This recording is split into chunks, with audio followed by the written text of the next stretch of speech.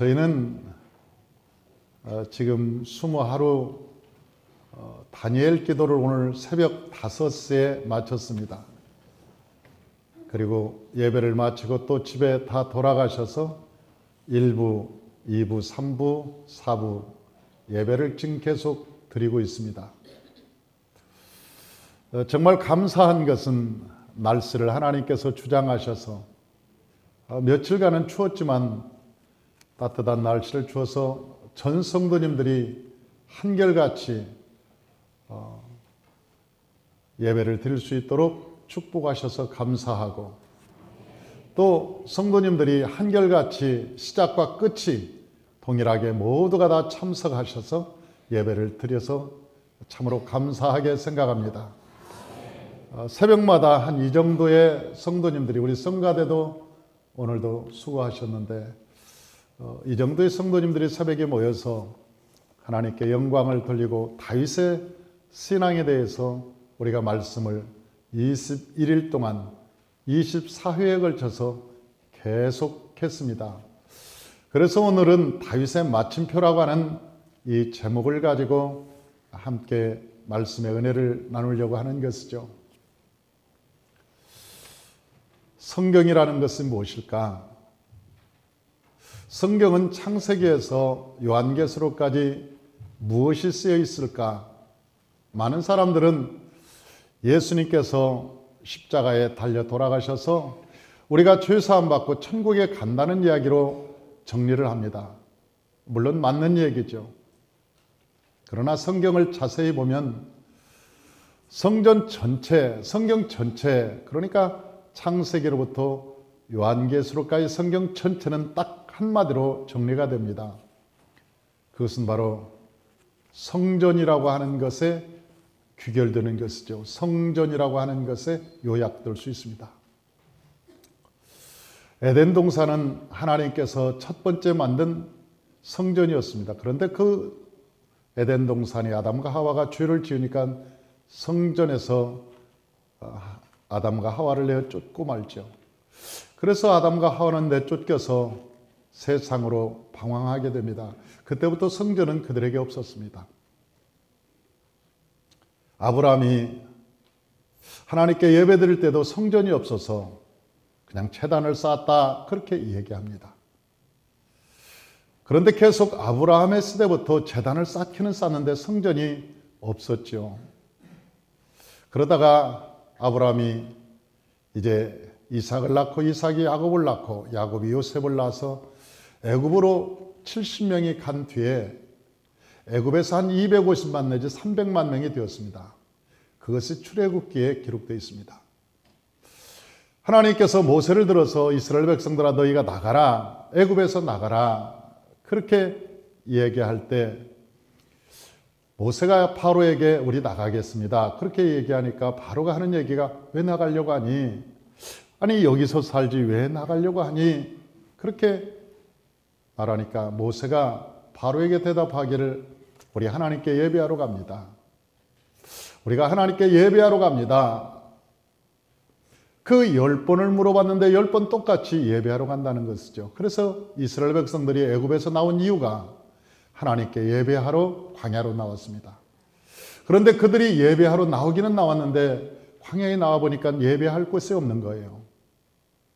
그래서 하나님께서 모세를 시내산에 불러서 예배할 곳을 보여줍니다. 이렇게 성전을 만들고 이렇게 해서 성전을 완성해라. 그래서 시내산에서 모세가 성막이라고 하는 성전을 짓는 그 모형을 받아와서 광야에서 성전을 완성하면서 출애굽기는 끝납니다. 그래서 그 출애굽기 마지막 40장을 보면 모세가 성전에 성막에 들어갔더니 하나님의 영광이 가득했더라. 하나님이 마치 하늘에서 내려온 것 같이 그 성전에 하나님의 영광이 가득했더라고 기록되어 있는 것이죠. 레위기를 보니까, 레위기는 무슨 책이냐? 저 모세가 건축한 그 성막에서 어떻게 제사 드리는가, 그것을 갖다가 기록한 책이 레위기입니다. 그래서 거기는 5가지 제사가 나오죠. 이런 제사를 드려야 된다. 그런데 그 중에 가장 중요한 제사의 목적이 나와 있습니다. 그것은 죄사함이었습니다. 왜? 죄사함이 없으면 하나님을 만날 수 없으니까. 그러니까 레위기에 가장 중요한 것은 죄사함이었어요. 속건제, 속주제, 번제, 화목제, 물론 소제도 모두가 다 똑같이 죄사함의 목적이 있었습니다. 그리고 레위기 후반절을 보면 죄사함 받은 사람들이 어떻게 세상을 살아갈 것인가에 대한 구체적인 삶의 모양이 나와 있습니다. 민수기에 가면 그렇게 예배를 드리고 속죄함 받은 백성들이 어떻게 살아가야 될 것인가, 성막을 중심으로 해서 동서남북 진을 딱 치고 이제 준비된 모습으로 서 있는 것이 민수기입니다. 그리고 신명기에는 그 백성들이 여호와의 말씀을 반복해서 듣는 책을 신명기라고 얘기하고, 여호수아는 어떤 책이냐면 법궤를 중심으로 해서 성전을 중심으로 해서 동서남북 진친 백성들이 이제 가나안 땅을, 하나님의 약속한 땅을 들어가는 거예요. 그런데 그 안에는 항상 법궤가 먼저 갔습니다. 하나님이 지어주신 성전이 먼저였습니다. 그래서 여리고성을 돌 때도 법궤를 짊어지고 돕니다. 요단강을 건널 때도 법궤를 짊어지고 갑니다.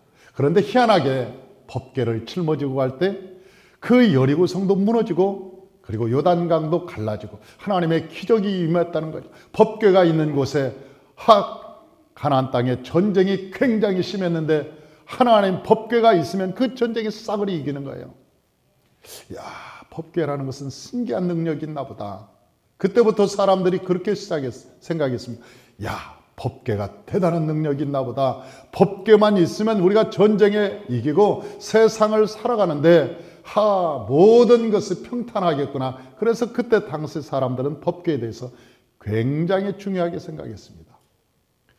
그 이후에 구약 전체를 살펴보면 어떻게 기록되어 있냐면, 하나님의 성막에서 예배를 잘 드렸던 왕들은 하나님이 복을 주셨고, 그리고 예배를 잘못 드린 백성들은 다 망했고, 그것이 구약 성경에 나와 있는 전체의 모습입니다.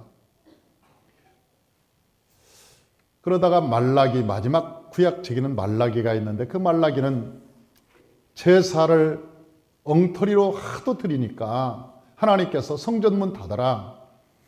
야, 너희들 그따위로 신앙생활을 하면 성전문 닫아. 차라리 닫는 게 낫겠다. 그래서 성전문을 닫아버리는 거예요. 말라기는 그렇게 얘기하죠. 니들이 내 얼굴에 똥칠하는구나. 니들이 산다고 하면서 예수 믿는다고 하면서도 너희가 진짜 예수 믿는 거냐? 예수 믿으려면 똑바로 예수 믿어야지. 예수 믿는다고 이름은 예수고, 이름은 집사고 장로고, 이름은 목사인데 하는 것 보니까 세상보다 못하다. 이 나쁜 놈들아. 니들이 하는 짓 보니까 내 얼굴에 똥칠한다. 그러면서 하나님께서 말라기에 그렇게 하는 거예요. 나도 네 얼굴에 똥칠해 버릴 거야. 옛날에 우리말에는 내 얼굴에 먹칠하냐 이놈아, 그런 말이 있는데도 성경에는 똥칠이라고 나와 있어요. 네 얼굴에 내가 똥칠할 거야. 네가 그따위로 하면. 그러면서 성전 문을 닫아요. 그래서 400년 동안 성전이 없는 거 아닙니까? 성전이 없어서 그걸 회당이라고 그랬어요. 다 흩어져서 사람들이 모여서 예배들, 자기끼리 이제 성전이 없으니까 자기들끼리 모여서 그 예배 드리는 것을 회당이라고 해서 사람들이 모였다. 그래서 회당이라고 얘기했던 거예요. 그런데 예수님이 오셨습니다. 그 예수님께서 오셔서 뭐라고 말씀하시냐면, 요한복음에 나는 신령과 진정으로 예배하는 자를 찾으러 왔다. 그렇게 말씀하셔요. 그러니까 예수님께서 이 세상에 오신 목적이 뭐냐면, 하나님께 예배하는 자, 신령과 진정으로 예배하는 자를 내가 찾으러 왔다. 그렇게 말하는 거예요. 그러면서 마태복음 16장에 교회를 세웁니다. 내가 이 반석 위에 교회를 세우리니 음부의 세력이 결단코 이 교회를 이기지 못하리라. 그렇게 말씀하시면서 교회에게 두 가지 선물을 주셨죠.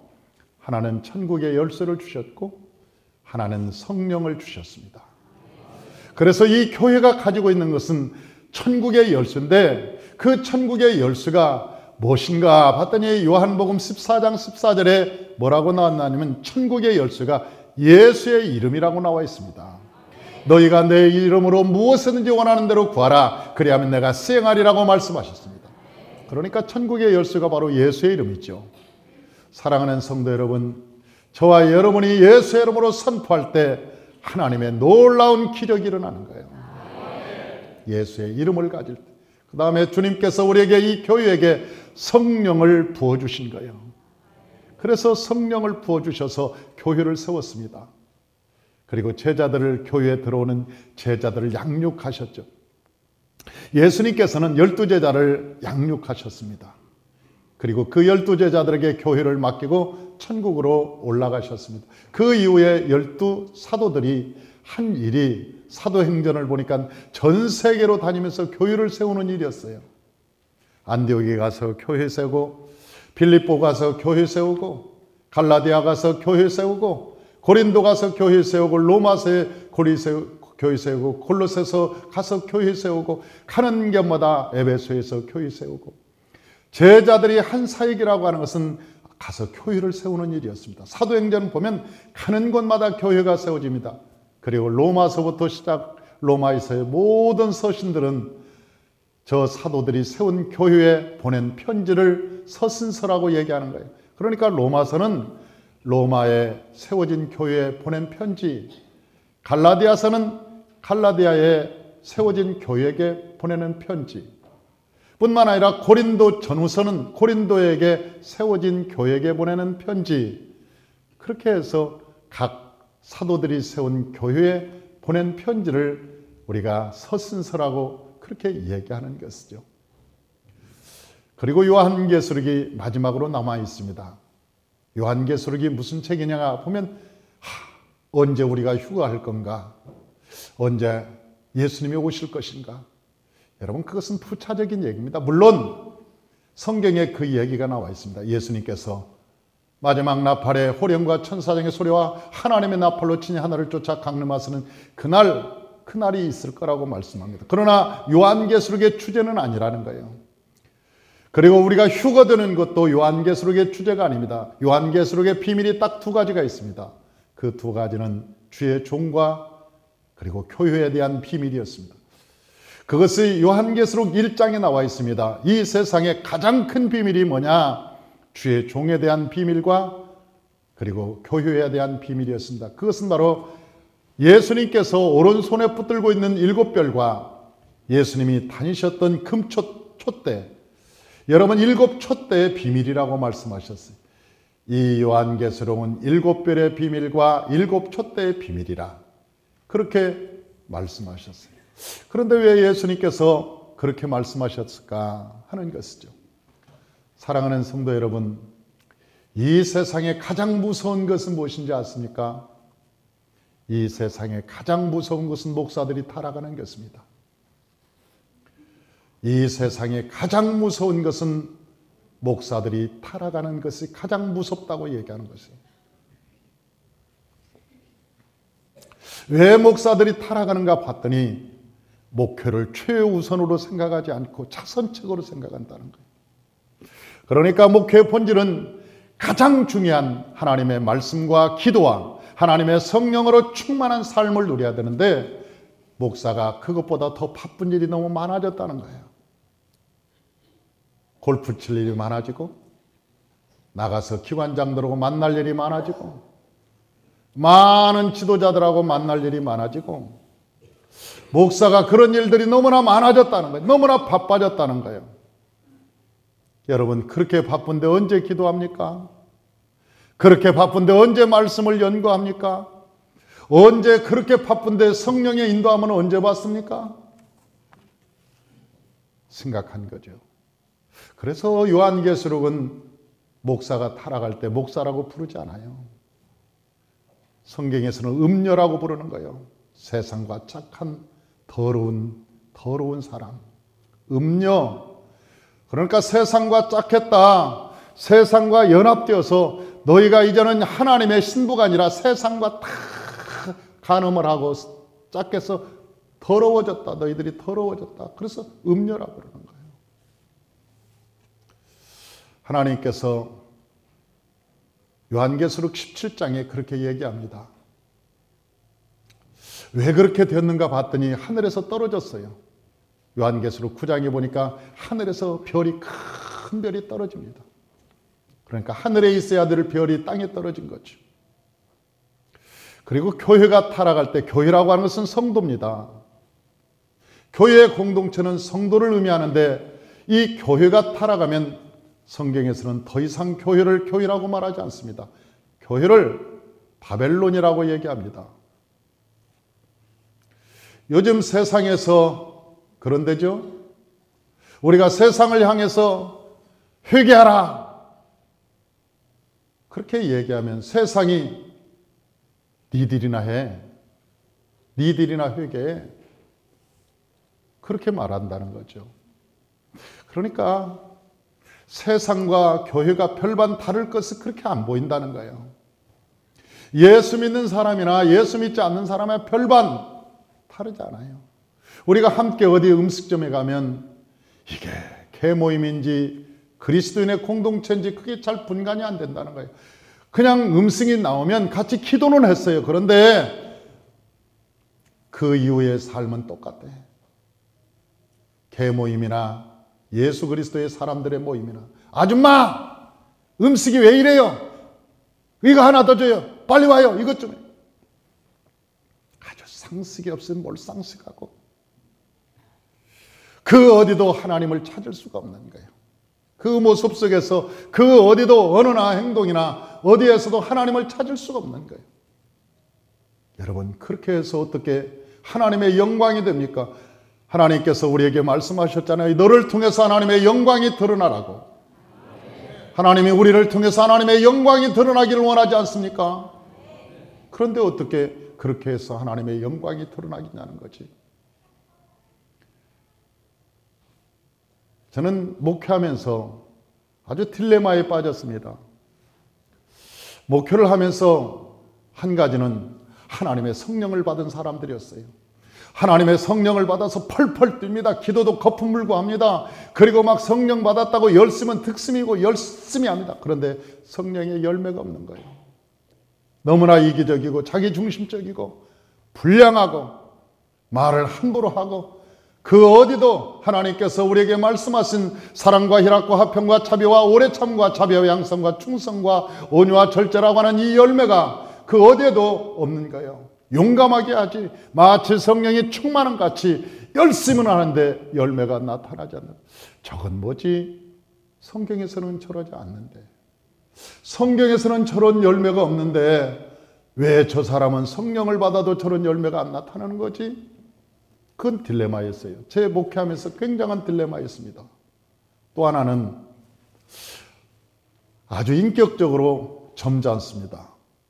아주 말도 곱게 하고 인격적으로 다듬어진 것 같은 신앙생활도 아주 고급스럽게 하는 것 같습니다. 그런데 깊이 찔러보면 예수가 나오지 않고 지승질이 나옵니다.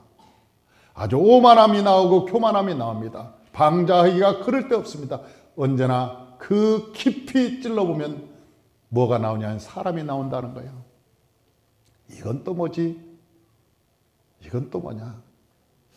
그래서 양극단에서 느끼는 그 딜레마, 신앙의 딜레마, 안 되는 것일까? 정말 그런 성도는 나오지 않는 것일까? 나는, 내 모습은 어떤 것인가? 하는 그 딜레마에 오랫동안 방황했습니다. 제가 목회를 하면서 개척을 하고 15년 동안도 계속 그것 때문에 방황했습니다. 목회를 해야 되는가 말아야 되는가? 과연 열매 없는 목회 주님이 기뻐하실까? 정말 주님께서 이걸 인정하실까에 대한 문제를 놓고 심각하게 고민을 했습니다. 근데 하나님께서 그때 저에게 모세오경이라는 눈을 열어주셨습니다. 그래서 다시 이 모세오경을 통해서 새로운 성경을 보기 시작했습니다. 이번 특별 새벽 성회에 나는 우리 성도님들이 한 분 한 분 매일마다 간증을 24명이 했는데 저는 간증을 들어보면서 하나님께 감사했어요. 그래, 내가 원하던, 주님이 원하셨던 그 열매가 나타나기 시작하는구나. 저는 간증을 들으면서 깜짝 놀랐던 거예요. 성경적으로 성도들이 변화되는 모습을 제 눈으로 보고 목도했습니다. 너무나 감사했습니다. 저들이 하나님 안에서 저렇게 변화되고 하나님의 사람으로 열매를 맺어가니 여러분 너무너무 감사한 것이죠. 마지막에는 하나님께서 내가 너에게 열매 맺지 않는 나무는 불에 찍어 던져버리라고 말씀하셨습니다. 그러니까 열매 없는 나무는 찍어서 불에 던진다. 그 말은 지옥 보낸다. 그런 얘기 아닙니까? 불이라고 하는 것은 지옥을 의미하는 것이니까. 열매 없는 나무. 우리가 신앙생활할 때 그럴 때 똑같이 교회에서 열심히 했겠죠. 충성도 했겠죠. 여러분 왜 웃사가 죽었습니까? 웃사가 그렇게 충성된 웃사가 왜 죽었냐고. 하나님의 법궤가 쓰러지려는데 그거 잡다가 죽었잖아요. 하나님께서 그랬거든요. 민수기에 보면 만지지 말라고 그랬거든. 만지면 죽는다고 그랬거든. 그런데도 그 말씀을 몰랐던 거지. 사람이 하나님의 말씀을 모르면 하나님의 일을 한다고 충성되어야 하면서도 죽는 거예요. 왜?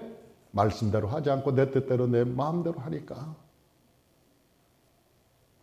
성경은 우리에게 아주 자세한 것을 가르쳐 줍니다. 그래서 이 하나님의 말씀이 골수까지 들어가지 않으면 내가 변화된다는 것은 불가능합니다. 불가능합니다. 알기는 하죠. 하나님의 말씀을 알기는 합니다. 아, 그래, 내가 저거 들어본 설교야. 나도 저거 알만해. 그런데 변화되지는 않습니다. 변화는 언제 되느냐? 여호와의 말씀을 반복, 단순, 지속적으로 계속함으로 그 말씀이 내 피와 살이 되고 내 골수로 들어갈 때만 사람이 변화되는 거예요. 그것만이 가능합니다. 다윗이라고 하는 사람은 이 성전이라고 하는 것을 너무너무 소중하게 생각했어요. 그리고 그 성전 안에 사는 공동체가 얼마나 귀중한 것을 다윗은 알았습니다. 오늘 다윗이 그렇게 얘기하는 거예요. 뭐라고 얘기하냐면 29장 15절 다 같이 한번 읽어봅니다. 우리는 우리 조상들과 같이 주님 앞에서 이방 나그네와 거류민들이라 세상에 있는 날이 그림자 같아서 희망이 없나이다. 그게 무슨 얘기냐면 우리가 우리 조상들 같이 희망이 없던 사람들이었습니다. 소망이 없던 사람들이었습니다. 왜? 우리 집이 없으니까. 그 아브라함도 성전이 없었습니다. 돌 하나 놓고 아님. 그리고 여러분 저 모리아산, 그 이삭을 드렸던 그 모리아산에 그냥 가서 제단 쌓아놓고 그냥 드렸던 거예요. 여러분 야곱도 제단이 없으니까 돌 하나 쌓아놓고 거기 제단 쌓고 여기 기둥 하나, 돌멩이 하나 세워놓고 이것은 하나님의 성전의 기둥입니다. 그리고 그냥 예배드리고 말았던 거예요. 그러니까 우리 조상들은 소망이 없었습니다. 희망이 없었습니다. 그렇게 살았습니다. 나그네와 같이 그렇게 살았습니다. 그런데 16절에 한번 읽어보십시다. 16절 다 같이 한번 읽어보죠. 우리 하나님 여호와여, 우리가 주의 거룩한 이름을 위하여 성전을 건축하려고 미리 저축한 이 모든 물건을 다 주의 손에서 왔사오니 다 주의 것이나이다. 이걸 알고 나서 다윗의 일평생 소원이 뭐냐면 하나님의 성전을 세우는 것이었어요. 하나님의 집을 세우자. 하나님의 집을 세우자. 그리고 솔로몬이 그 집을 짓고 나서 솔로몬이 말하기를 하나님 아버지, 내가 여기서 기도하는 것을 하나님께서 들으시고 하나님의 얼굴이 항상 이 성전에 머물게 하시고 하나님의 얼굴이 이 성전을 보게 하셔서 내가 무슨 죄를 지었더라도 이 성전에서 기도하면 나의 허물과 죄를 사해 주시고 하나님께 기도하는 것은 모두가 다 응답되는 역사가 일어나게 도와주옵소서. 성전을 지어놓고 그렇게 기도했던 거예요. 우리가 17절, 우리 같이 17절 다 같이 한번 읽어봅니다. 나의 하나님이여 주께서 마음을 감찰하시고 정직을 기뻐하시는 줄을 내가 아나이다. 내가 정직한 마음으로 이 모든 것을 즐거이 드렸사오며 이제 내가 또 여기 있는 주의 백성이 주께 차원하여 드리는 것을 보니 심히 기쁘도소이다. 아멘. 여러분, 다윗 왕이 첫 번째 왕이 되고 한 일이 뭔지 아세요? 다윗 왕이 첫 번째 왕이 된 다음에 제일 먼저 한 것이 있었어요. 압살롬은 예루살렘에 쳐들어와서 제일 먼저 한 게 자기 아버지 이 첩들을 강간하는 일이었어요. 사울 왕은 왕이 된 다음에 제일 먼저 한 것이 지가 제사 드리는 것이었어요. 지가 사무엘이 오기 전에도 지가 내가 왕인데 어때? 내가 왕이 됐는데 뭐 이것 정도 해서 뭐 틀린 거 있어? 사랑하는 성도 여러분, 사실 왕은 과정이고 하나님께서 왕을 세울 때는 그때부터 사역의 시작이에요. 근데 첫 발부터 죄를 짓기 시작하는 거예요. 그러니 그 왕이 길게 가겠어요? 여러분, 부자는 이제 시작이에요. 부자가 되었다는 것은 이제 부자가 되어서 어떻게 살 거냐가 하나님의 사명인 거예요. 그런데 사람들은 부자가 되면 그때부터 타락하는 거예요. 여러분, 권력을 가지는 것은 새로운 시작이에요. 권력을 가진 이후로부터 하나님이 주신 우리에게 사명이 있는 거예요. 교회가 성장하면 여러분, 성장은 새로운 시작을 의미하고 있는 거예요. 하나님께서 이 교회를 성장시켰을 때 이 교회가 성장했다는 것은 이제 새로운 시작이에요. 하나님께서 우리에게 주신 사명이 있다는 거예요. 교회가 이만큼 성장했으니까 우리가 이만하면 됐다. 이게 타락하기 시작하면, 하나님 앞에 범죄하면 하나님이 얼마나 안 기뻐하시겠냐는 거지. 세상 사람들은 그것이 끝입니다. 그게 끝입니다. 그러나 하나님의 백성들은 그것이 새로운 시작이죠. 새로운 시작으로 출발하는 거예요. 다윗이라고 하는 사람은 왕이 된 다음에 제일 첫 번째 한 것이 저 모리아산, 그러니까 아브라함이 이삭에게 드렸던 그 모리아산, 그 모리아산, 하나님의 성전을 세우기 위해서 여부스가 살고 있는 모리아산을 점령하는 것이었어요. 그래서 칼을 빼들고 제일 먼저 점령하러 나간 것이 어디냐면 예루살렘 성이었어요. 예루살렘 성은 여부스 족속들이 살고 있었거든. 하나님께서 베냐민 지파에게 줬는데 그 베냐민 지파가 여부스 족속들을 내어 쫓지 못했습니다. 유다 백성도 쫓지 못했습니다. 유다 백성들이 그 근접에 있었는데 유다 백성도 못 쫓아내고 베냐민 지파도 못 쫓아. 그런데 다윗이 왕이 된 다음에 첫 번째로 한 일은 하나님의 성전 터를 세우는 것이었어요. 그래서 제일 먼저 여부스 족속을 쫓아냅니다. 왜 그랬는가? 봤더니 시편 132편을 읽다 그것을 내가 깨달았습니다. 주보에 다 있으니까 여러분들이 나중에 주보를 참조하시면 됩니다. 다윗이 그렇게 기도했습니다. 저를 보시고 주보의 은혜가 나오지 않습니다.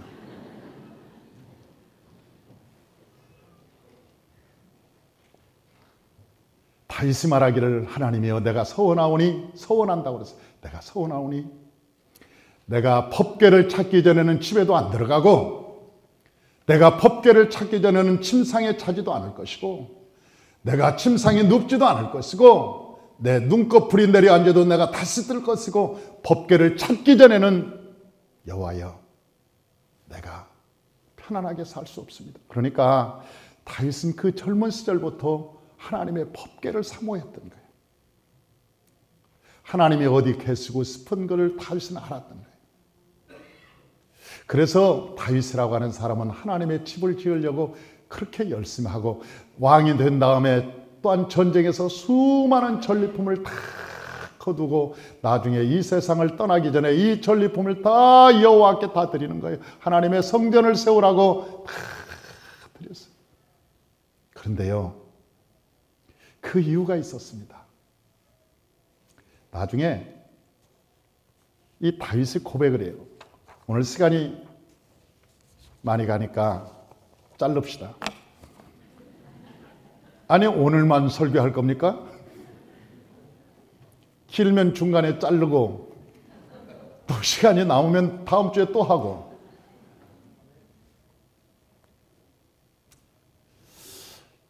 다윗의 삶을 보니까 그럽디다.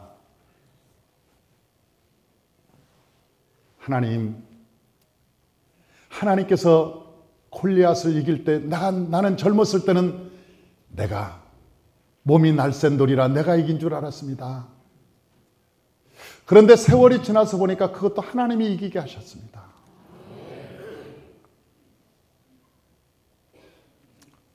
제가 사울왕을 피해서 돌아다닐 때 아비새가 사울을 죽이겠다고, 그 엔게디 굴에서 죽이겠다고, 아니면 습광야의 그 숲을 가운데 죽이자고 할 때 나는 의로, 하나님의 말씀이기 때문에 내가 의로 죽여서는 안 된다. 그리고 하나님을 향해서 하나님 나 잘했죠? 젊었을 때는 그것도 내가 한 줄 알았습니다. 그러나 내 마음을 주장하신 것이 하나님이신 줄 이제 알았습니다. 그것조차도 내 마음도 하나님께서 주장하셨습니다. 그 젊은 시절에는 작은 일도 내 능력으로, 내 힘으로, 내 지혜로 다 내가 한 줄 알았습니다. 전쟁에서 수많은 전쟁이 있었습니다. 그런데 저 사울 왕은 어떤 적군이 그냥 화살을 한번 쏘아봤습니다. 그 관역 삼아서 쏜 것이 아닙니다. 그냥 화살을 딱 쏘았는데 그 화살이 어떻게 사울 왕이 맞냐고. 어떻게 사울 왕을 쏜 것도 아닌데 사울 왕이 어떻게 맞냐고. 그래서 그 화살을 맞고 사울이 죽었잖아요.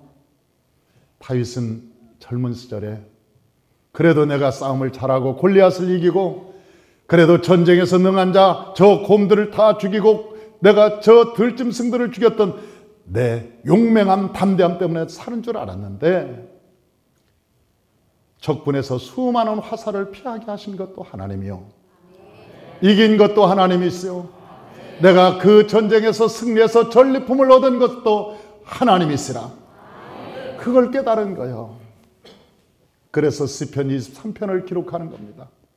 여호와는 나의 목자시니 내가 부족함이 없도다.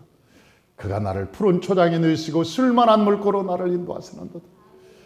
하나님께서 나의 인생의 주관자십니다. 내가 이 모든 것을 가진 것은 내 것이 아니었습니다. 사실은 내 것인 줄 알았습니다. 그러나 하나님으로부터 온 것이었습니다. 하나님이 주신 선물이었습니다. 하나님이 주신 전리품도 다 주님의 것이었습니다. 다윗이 마지막 주권이 세워진 사람의 모습으로 이 말을 던지는 것입니다. 그러면서 이 마지막 가장 의미 있는 일, 내 인생에 가장 의미 있는 일 한 가지, 그것이 성전을 세우는 것이라고 그는 종결합니다. 그의 모든 생각을 정리해서 오늘 고백하는 것입니다. 여호와의 성전을 짓기 위해서 더 이상 우리가 나그네 되지 않기 위해서, 더 이상 우리가 방황하지 않기 위해서 여호와의 전을 세우기를 원하나이다. 사랑하는 성도 여러분, 저와 여러분들이 일평생을 살아갈 동안 한 번 정도는 여러분이 성전을 세우시길 바랍니다. 저 아프리카에 성전 하나를 세우는데 1,000만 원 내지 2,000만 원이면 세운다고 합니다. 여러분, 1,000만 원 내지 2,000만 원이면 저 외국에 아직도 정말 가난하고 힘든 나라, 우리가 이 세상을 떠나도 그 성전은 남아있을 거예요. 그런 각오 정도는 우리가 해야 되는 거 아닙니까? 우리가 돈 버는 이유가 뭡니까? 우리가 이 세상에 잘 살아야 되는 이유가 뭡니까? 우리가 하나님께서 복을 받아야 될 복 받는 이유가 뭡니까? 그 이유는 그래도 내 평생 하나님의 성전을 한 번 정도는 세워보고 싶다. 내 평생 하나님의 성전을 한 번 정도는 내가 하나님께 세워보고 싶다. 그런 마음의 소원을 가지고 비전을 가지고 꿈을 가지고 살아가시기를 주의 이름으로 축원합니다. 기도하겠습니다.